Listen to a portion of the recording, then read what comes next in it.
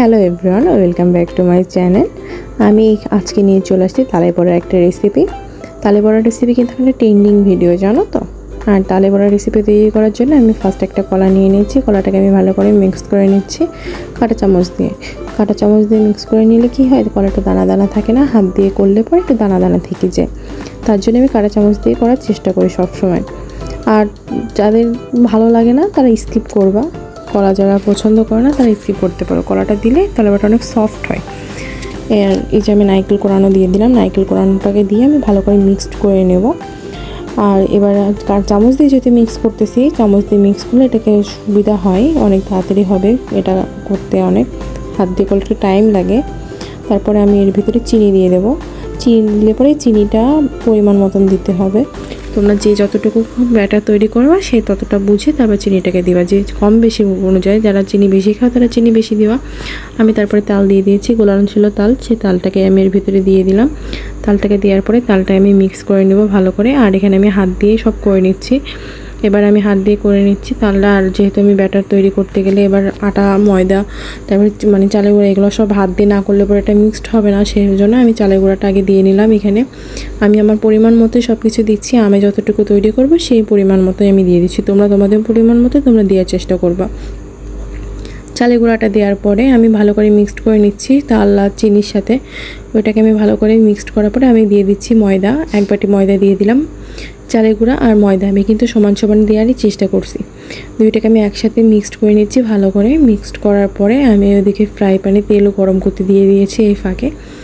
আর এই সাথে সাথে আমি এবার এই মিক্সচারটা আমার তৈরি করে আমি রেখে দিছি। আর এবার আমি পানি নিয়ে নিচ্ছি একটু বাটিতে করে। সেই আমি হাত ভিজাচ্ছি, বারবার করে হাত ভিজাই নেব। আর আমি তেলে দিয়ে দেবো।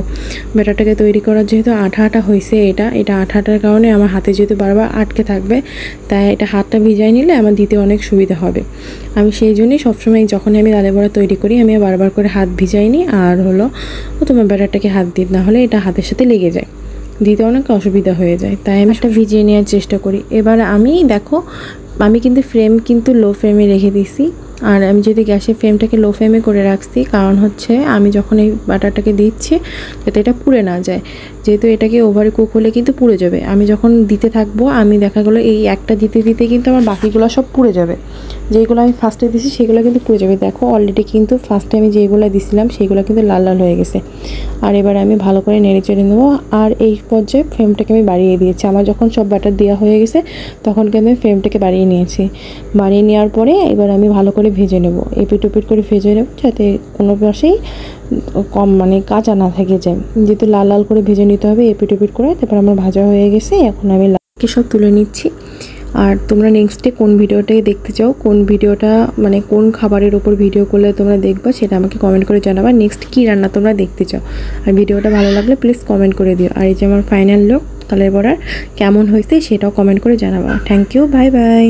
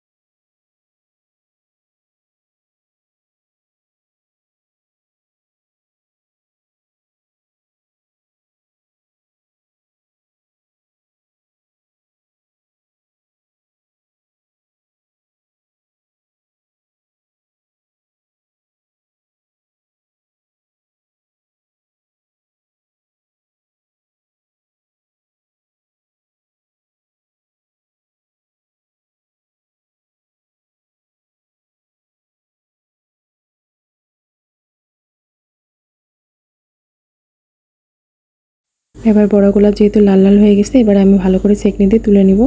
আর ছেঁকনি দিয়ে তুলে নিলে তেলটা কি ছেঁকে পড়ে যাবে, চামচ দিয়ে করলে এটা তেলটা সহজে পড়তে চায় না, আর সেই জন্য ছেঁকনি দিয়ে তুলে নিচ্ছি।